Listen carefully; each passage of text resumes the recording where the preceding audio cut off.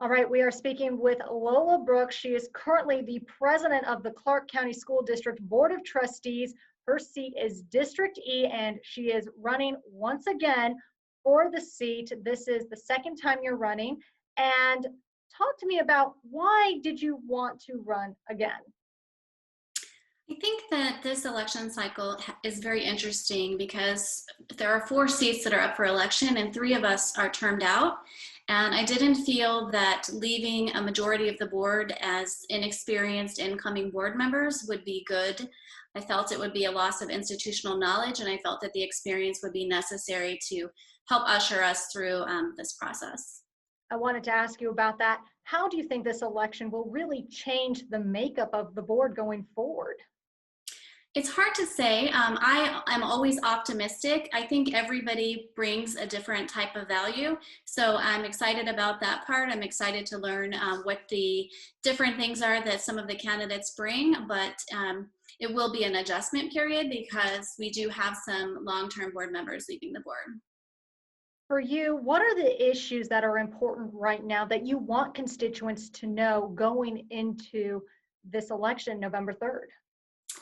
I think that people should be aware of what the board does as far as what our role is. And then I want to make sure that people take the time to research candidates so that they are as prepared as possible to hit the ground running in January as we're possibly transitioning into schools or improving distance education or whatever that looks like. So experience really, really matters this election cycle. In other times when you're not in a global pandemic, some other board members can counter that, but I don't know that that's going to be possible this cycle.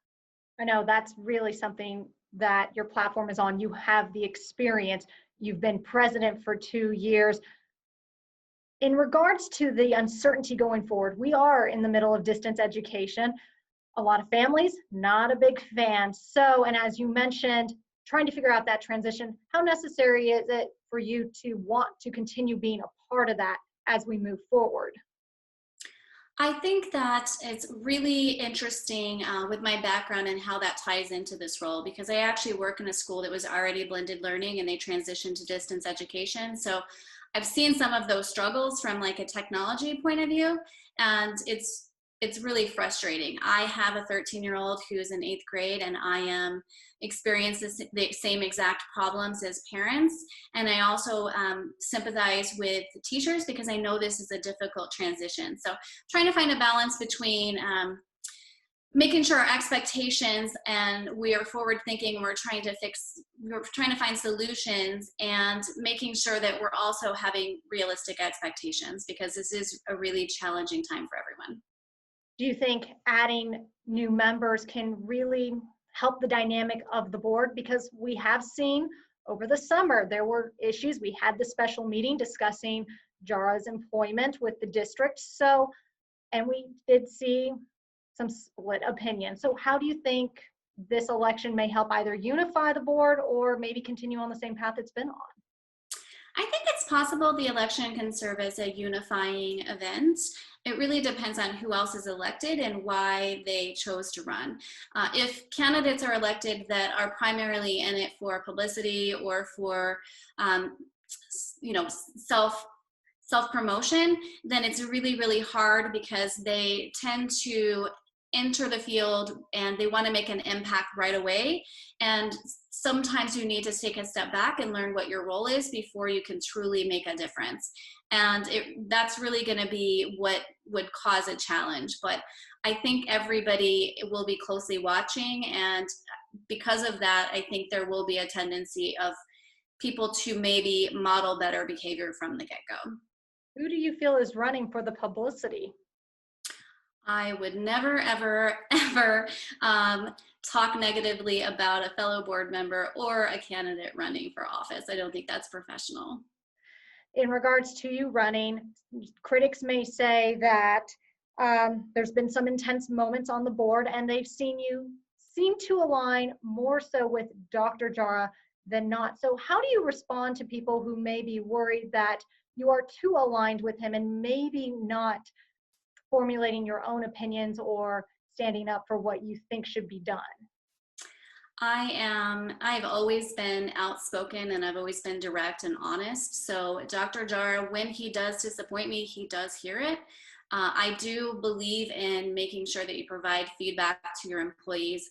At the end of the day, Dr. Jara is one of my employees. And I would never want to publicly or privately treat my employee, my only employee, in a way that is negative or is not helpful. And I would never provide criticism that is not meant to be constructive. So I think that there is a tendency in the community for people to want to see us as adversaries, but we're actually on the same team. We have the same goals. And the key is providing direct feedback and making sure that people understand what you expect of them and helping them reach that, because that's who I am as a leader. Is there anything else you'd like to add just about this race and the fact you are the only incumbent? That has actually been very interesting. I've never run for re-election before, so I don't have anything to compare it to, but it is very strange being the only incumbent, as there are three new people definitely coming on board. I just want to make sure that the public does a lot of research on candidates, and that the candidates that are watching also do a lot of research as far as what their roles are and the expectations, so that they can be better prepared and equipped for the role come January. And lastly, distance education. I know a lot of parents may be thinking about that as they go into the polls. Where do you want to see that going? I know right now there are discussions happening behind the scenes. So if you can maybe give parents any insight about any hope, what may be going on, and your viewpoint on it. I think that there are lots of people struggling with distance education. My family is one of them, and we should definitely try to work out the kinks that they're experiencing as soon as possible. Our priority is health and community health, but we can't sacrifice the mental health and the I just don't know how sustainable distance education is long term. So we have to make some improvements so that we can see it last longer, but we also have to be willing to talk about transition planning, because some students are not going to be successful in this environment. Which we're starting to see already. Yes. Right? Anything else you'd like to add? No, I am good. Thank you for the invite. I appreciate it.